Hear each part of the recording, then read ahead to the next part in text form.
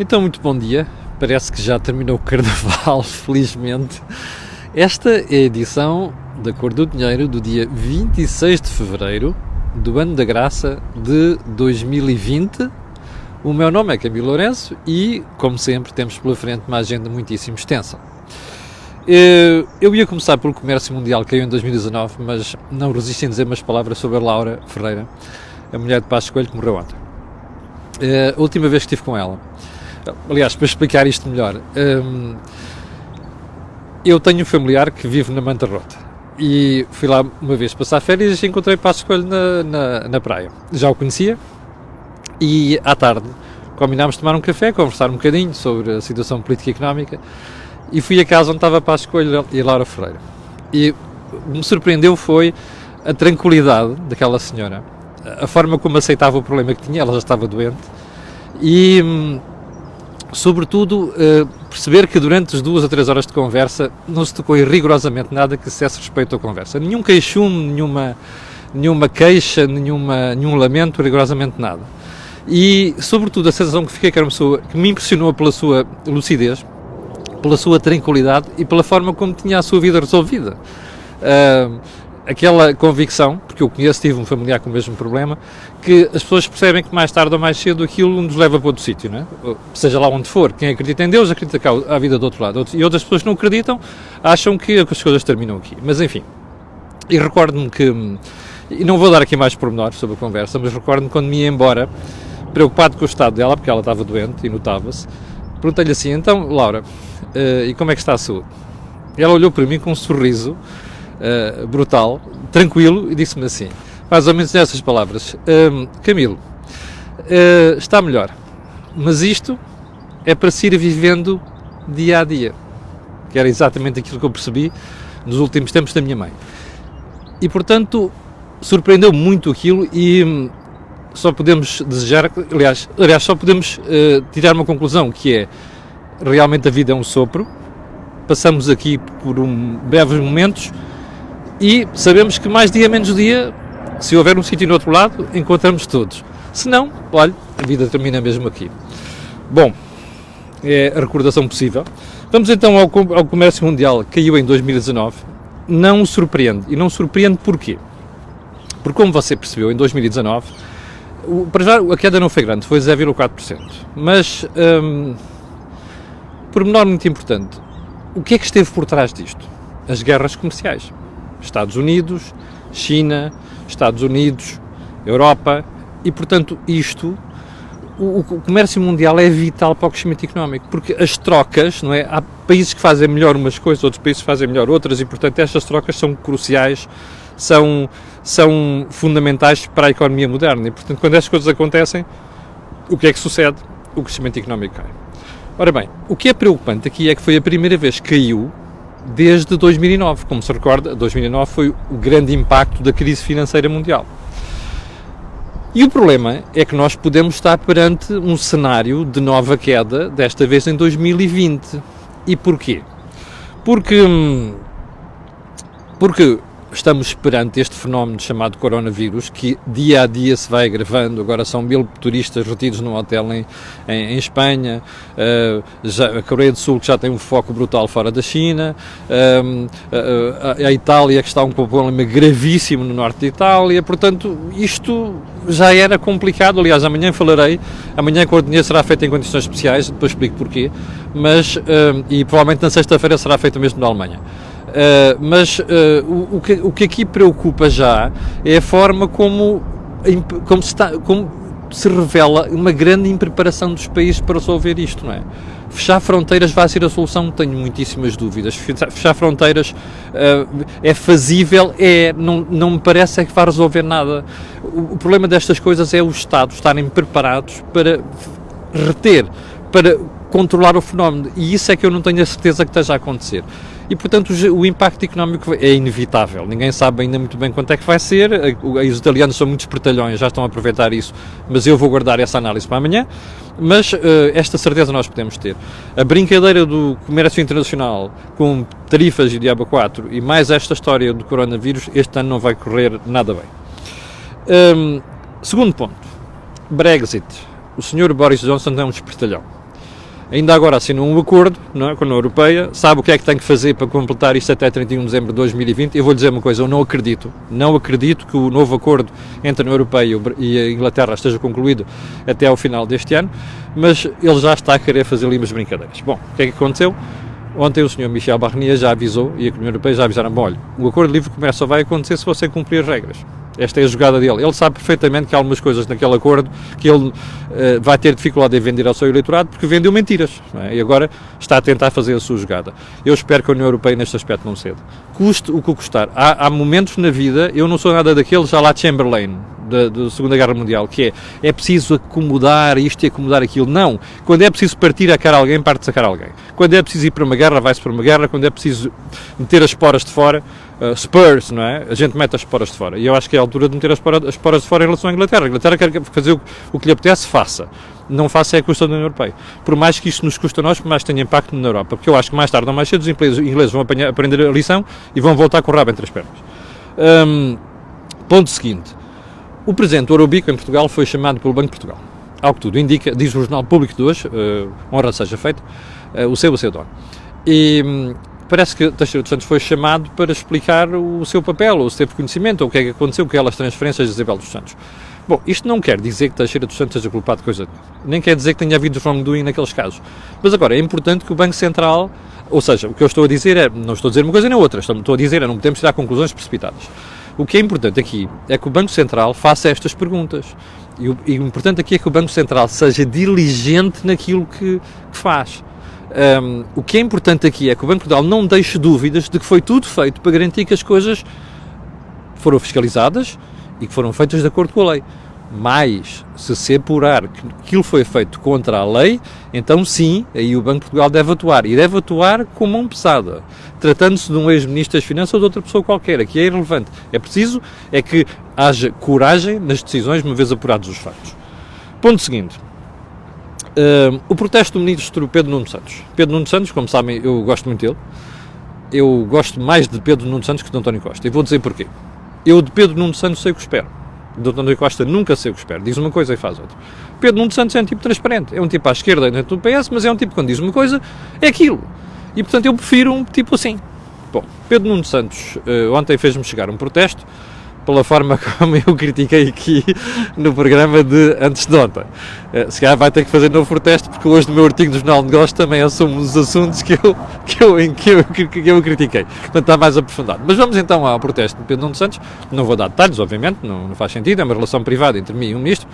Mas Pedro Nuno Santos diz que não está de acordo com a forma como eu apresentei as questões, nomeadamente quando eu disse que achava que não se devia mudar a lei por causa do aeroporto. A questão não é esta. A questão, como eu expliquei, é muito simples. Nós temos uma lei que diz assim: se as autarquias, do ponto de vista ambiental, ou melhor, no estudo, na escutação sobre questões ambientais que tem que ser feita, se as autarquias disserem não, o aeroporto não pode ser feito. E agora, das duas uma, não se faz, ou então vai ter que se mudar a lei. O que eu disse aqui é que preocupa quando um Estado começa a querer mudar a lei por causa de um caso, não é? Até porque a justificação é por causa do interesse nacional, depois serve para tudo e mais alguma coisa. A questão que eu levantei foi esta. E levantei outra, que é, isto não é inconstitucional. E, portanto, essa dúvida mantém-se. E, portanto, eu mantenho essa crítica e mantenho essa análise que fiz a Pedro Nuno Santos, não obstante o seu protesto. E, como eu disse, aqui há outras coisas que ele disse naquele almoço, que eu hei de voltar a elas mais tarde ou mais cedo. A questão da morte de Laura Ferreira já falei, com alguma dificuldade, confesso, mas já falei e foi a maneira possível que eu encontrei para homenagear a mulher de Passos Coelho. Já agora dizer só uma coisa, que me espantou também a forma absolutamente serena com que ela enfrentou todo aquele churrilho de disparates, e inclusive piadas sobre a sua condição física e a sua condição de saúde, que é uma coisa absolutamente lamentável, nojenta, que muita gente fez em Portugal. Portanto, mais uma razão para eu ter uma grande admiração por aquela senhora e já agora ter admiração pela forma como Passos Coelho publicamente, para já nunca utilizou aquilo, não é? E em segundo lugar, a forma digníssima como ele se portou e como ajudou a mulher. Até confesso mais uma coisa, na semana passada estava no jantar de trabalho e houve alguém que ligou para Passos Coelho. E às tantas que não percebi que estava a falar com o Passos Coelho, pedi o telefone e perguntei a Passos Coelho pela mulher e percebi que as coisas estavam muito mal. E surpreendeu uma coisa, quando ele me disse, olha, eu hoje também gostava de estar a jantar com amigos, mas não estou porque vou para casa para estar com o lar. Isto merece thumbs up. Bom, então vamos lá ao primeiro ponto do programa de hoje, da agenda de hoje, propriamente dita. A acusação a Ricardo Salgado, sabemos hoje pelo público, está pendurada por questões de sigilo profissional. Eu acho que... Eu estou-me a rir, mas isto está de chorar. Olha, está aqui a baixar do público. Rui Silveira, vamos chamar os bois pelos nomes, ok? Rui Silveira, ex-administrador do BES, recusa-se a levantar o sigilo profissional no processo sobre a sociedade suíça criada para financiar o GES, o Grupo Espírito Santo. O Tribunal pediu parecer à Ordem dos Advogados. Bom, eu espero que a Ordem dos Advogados dê parecer favorável a isto, porque isto é Portugal no seu melhor. Ou seja, está a ver porque é que os processos nunca chegam ao fim. É por causa destas coisas. Há sempre alguma letrinha, algum artigo, alguma disposição da lei que permite dar a volta a estas coisas, percebe? Vou-lhe dar um exemplo. Vale Azevedo, no processo do Benfica, que tem 20 anos, foi libado ontem. Porquê? Porque aquilo prescreveu. E parece que vêm aí mais uns que vão prescrever. Você sabe quantos anos levou para instruir o processo, fazer a acusação a Vale Azevedo? 13! Percebe? 13 anos! Isto é admitível. Isto é a imagem da justiça portuguesa. E não é porque os juízes sejam maus, porque os advogados sejam maus. Não, é porque há lobbies, grupos de interesse que fazem as leis para poder acontecer estas coisas. Repara uma coisa. Há dias alguém explicava aí num jornal, já não lembro qual é que foi, e peço desculpa por não saber a fonte, que há processos no BES que estão para prescrever já.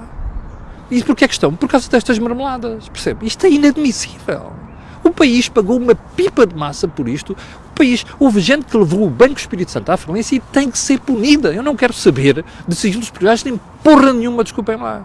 Percebe? Portanto, eu espero que a Ordem dos Advogados passe por cima desta brincadeira e dê parecer favorável a que estas questões vão para a frente. É o mínimo que a gente, como contribuinte, e é o mínimo que nós, como cidadãos, temos de pedir. Porque isto é tão grave, isto é Portugal no seu melhor, que é deixar os processos arrastar uma década e meia, depois ninguém se lembra de coisa nenhuma, e um dia está prescrito, olha, paciência, você lembra da indicação que o Vale Azevedo na altura? Ontem, quando soube que ele tinha ganho o processo, o que é que acontece? Não se passa nada, já passaram 20 anos, não é? Há gente que já morreu, inclusive. É isto, Portugal no seu pior, não é melhor, é pior. Eu retiro o que disse. Bom, ponto seguinte na agenda. Deixa-me lá ir aqui que é para não falhar nada. Eu estou espantado. Verdadeiramente espantado. Já vamos com 12 minutos. Vamos lá ver se hoje conseguimos terminar isto. Até porque temos mais pessoas em direto do que ontem. Quero agradecer a todas as pessoas que foram ao vídeo ontem. O vídeo ontem bateu o recorde de várias semanas. Mais de 100 mil views. Não sei se viu o trabalho da TVI ontem da jornalista Ana Leal sobre um processo que envolve a Câmara de Lisboa e o envolvimento da Câmara de Lisboa com uma empresa que dá pelo nome de Tanagra, que tem nos seus quadros uma pessoa que se diz engenheiro, não é engenheiro, percebe? Que usa o número da cédula de outra pessoa, cujo bastonário da Ordem dos Engenheiros, entrevistado pela TV, o engenheiro Carlos Aires, Mineiro Aires, acho que sim, Mineiro Aires, diz que o senhor não é engenheiro.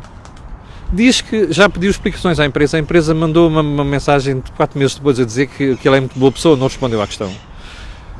A Ordem dos Engenheiros já enviou isto para a Procuradoria-Geral da República, percebe? E a Câmara de Lisboa continua a fazer negócios com uma empresa que está numa situação destas. Bom, mais chocante aqui, há uma série de adjudicações diretas, em montantes cuidadosamente abaixo do que ele manda fazer, que no total já passaram 1 milhão de euros. O responsável da tal piscina da Penha de França, envolvida naquele processo, diz que aquela empresa continua a negociar com a Câmara de Lisboa numa série de coisas. Bem, eu não sei o que é pior, percebe?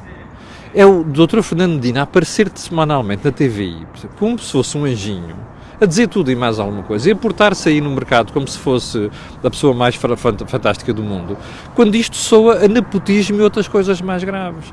A Câmara Municipal de Lisboa, seja lá quais forem as queixas que tenha do fulano que dirige o clube não sei quanto das estrelas lá da Penha de França, da piscina da Penha de França, a Câmara Municipal de Lisboa tem de se recusar a trabalhar com uma empresa que tem uma pessoa que usurpa funções e que falsifica currículo, não é? Porque se o senhor não é engenheiro, não pode exercer aquelas funções. E a Câmara já devia ter comunicado isto à empresa, e se a empresa não cumpriu, a Câmara cessa os negócios com essa empresa. Mas, quando se começa a somar as adjudicações diretas, depois isto cheira mal, não é? Fica-se a pensar, então, mas porquê é que se mantém os negócios com aquilo?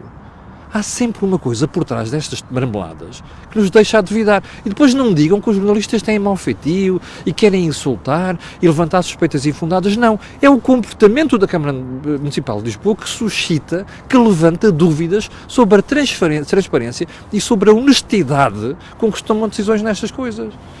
Vamos ver onde é que isto vai terminar. Sobretudo, como disse há bocadinho, o bastonário da Ordem dos Engenheiros, palmas para ele, enviou o processo para a Procuradoria-Geral da República.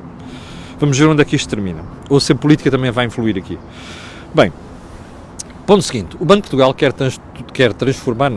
tornar os bancos mais transparentes. E tomou uma série de recomendações, melhor, preparou. Isto está em discussão pública, vai ser implementado em maio, os bancos terão 6 meses para adaptar isto. Bom, de todas aquelas questões que se levantaram ali, algumas delas eu desenvolver nos próximos dias, mas há duas que queria falar hoje. A primeira é a questão dos revisores. O Banco de Portugal diz que os bancos escolhem os revisores conforme no preço, mas diz que a partir de agora o preço vai pesar só 50% nisto. Eu acho que isto não chega. Revisores oficiais de contas, naturalmente. Eu acho que isto não chega. Havemos de voltar a isto. Mas onde é que eu queria chegar? Há uma questão muito importante que tem a ver com as votações no Conselho de Administração dos bancos e com as partes relacionadas. O que é que isto quer dizer? Até agora, os responsáveis do Conselho de Administração de um banco eram obrigados a relatar certas situações de ligações com empresas. Agora vão mais longe, que é os maiores devedores e os maiores credores. O Banco de Portugal trimestralmente vai ter que ter uma lista disto. E acha muito bem. E porquê? Por uma razão muito simples.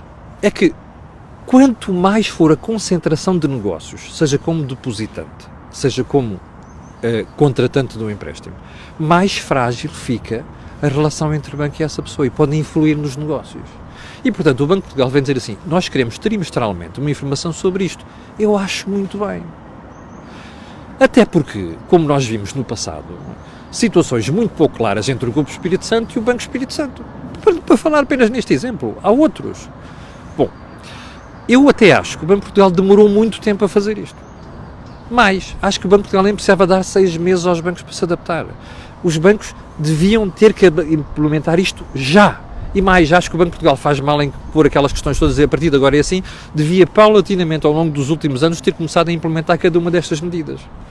Outro ponto muito importante nesta matéria, quando forem decisões destas, a votação no Conselho de Administração vai ter que ser por maioria de 2/3, percebe? Ou seja, essa outra salvaguarda em relação a esta questão. Mais um ponto muito importante. Quem é responsável pelo risco, pelo compliance dos bancos, tem de se fazer um tracking da sua idoneidade. Bom, já viu? Acordou-se tarde. Como eu desejava que estas coisas tivessem sido feitas nos últimos 10 anos, que é para não dizer para trás, percebe? Porque o exemplo do BES devia ter sido aquilo que nos devia ter obrigado a fazer isto imediatamente. Hoje, seguramente, teríamos bancos mais sãos e teríamos menos dúvidas em algumas operações que se vão realizando por aí. Faites la liaison. Ponto seguinte. Bom, houve pessoas que já fizeram comentários sobre Fernando Medina e Câmara Municipal de Lisboa. Eu não quero subscrever nada do que está aí, não quero chatice nem processo, estou apenas a relatar aquilo que vi na reportagem da TV ontem. 3.400 pessoas em direto, obrigado pelo seu apoio. É o canal. Ponto seguinte. O FMI... eu pergunto aqui, estas mudanças do Banco de Portugal vão funcionar? Não sei. A questão é se nunca é a lei, percebe? Lei qualquer um faz, mais melhor ou pior, qualquer um faz, mais à esquerda, mais à direita, é preciso implementar. E onde Portugal falha muitas vezes é a implementar. Capiche? Bom, ponto seguinte. O FMI está preocupado com a dívida de Angola. Muito simples. O FMI montou um programa de ajustamento para Angola, em 2018. E agora vai fazer aqueles acompanhamentos. Nós já vimos isto nesta história, não é? Acho muito bem.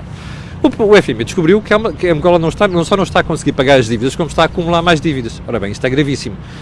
Quem é que está na lista dos credores? Empresas portuguesas de construção. Você recorda-se quando o Presidente Marcelo lá foi? Recorda-se? E lembra-se do que se disse aqui, alguns jornais, já não sei quantos, está a um acordo para pagar dívidas às empresas portuguesas. Lembra-se do que eu disse? Duas coisas. Primeiro, qual é o perdão? Sabemos agora pelo FMI que o perdão chega a superior a 40%. Ouviu bem? 40%. Segundo ponto. Lembra-se que eu lhe disse que tinha dúvidas que isto fosse mesmo pago. E quando isto começasse a ser pago, ou se resolvesse, eu bateria aqui palmas? Pois, cada vez tenho mais dúvidas. e esta análise do FMI, que vem dar dados que as empresas portuguesas não deram, isto é sintomático, divulgar isto, é preocupante. Porque, como diz o FMI, e eu agora que estou a pensar aqui em Angola, não em Portugal, mas as empresas portuguesas façam o que quiserem, né? Se querem dar perdões, deem perdões, se querem continuar a ficar com dívidas, ficam como credores, que ficam como credores. O problema é delas. Agora, o que é preocupante aqui? É como diz o FMI, e muito bem, eu acho que Angola não está a perceber isto, é que quem não paga depois tem dificuldade em pedir novos empréstimos. Percebe? Por causa da dúvida. Eu acho que só o Bloco de Esquerda não percebe estas coisas. O PCP também não.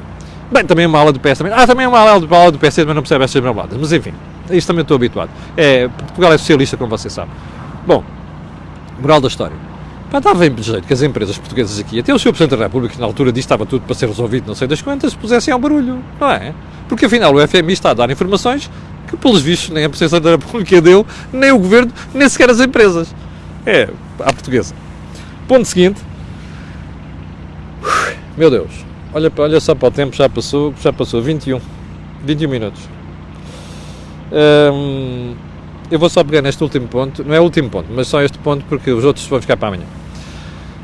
No fim de semana houve alguém que teria uma entrevista na Ana Leal que o Primeiro-Ministro terá pedido para que ela fosse despedida da TVI. A Direção de Informação da TVI já desmentiu. Houve alguém que veio dizer que afinal aquilo era de uma coisa de uma anterior situação que o António Costa tivesse passado pelo Governo, não sei o quê. Eu não gosto de fazer acusações infundadas, mas há uma coisa que tenho para perguntar. Mesmo se é verdade que aquela informação sobre que ele queria que ela fosse despedida é uma situação de 2006 ou não sei das quantas, só uma coisa, isto não é preocupante? Mesmo que não seja agora, tivesse sido no passado, não é preocupante? Isso não revela a natureza de um governante? Primeira questão, fica no ar. Mas eu não estou a dizer que isto aconteceu, estou a dizer se tiver acontecido, ok? E com as desculpas estão a dar. Segundo ponto, eu não sei se parou, mas no I de hoje, Ana Gomes pega no assunto e diz uma coisa preocupante. Aliás, preocupante para António Costa. Ana Gomes diz que a acusação de Costa é muito grave e diz que é fundamental apurar-se António Costa pressionou a TVI para despedir o jornalista Ana Leal. Isto é a politização do problema. E já percebeu, Ana Gomes anda ali à canela de António Costa. E lembra-se de ter falado na candidatura presidencial? Bom, este caso, com a politização, ganha novo destaque. Eu volto a dizer, não sei se é verdade, nem estou neste momento preocupado se é verdade. Estou preocupado é que quem está a dar desculpas para o caso, para mim é irrelevante se é agora ou se é em 2006. O que eu não quero é ver políticos a fazer impressão sobre jornalistas. Eu sei o que isso é, já fui alvo disso e já fui corrido de certos sítios por causa disso. E, portanto, como profissional, não gosto nada que isto aconteça. E mais, é bom estar atento. Porque quando estas coisas vinham de pessoas de direita, como Cavaco Silva, era uma chatice, não é? Agora, pelos vistos, parece que ninguém está interessado em falar no assunto. Bom, chegamos ao final do programa de hoje. Não foi um programa nada fácil, como deve ter percebido pela parte inicial, e quando eu tive que falar de certas pessoas, mas a vida é mesmo assim. Eu quero agradecer às 3.500 pessoas que estão em direto. Quero pedir aquilo que peço sempre, colocarem um gosto e fazer partilhas nas redes sociais, porque aquilo que ouvem aqui não ouvem em mais sítio nenhum. Obrigado, com licença, e até amanhã às 8.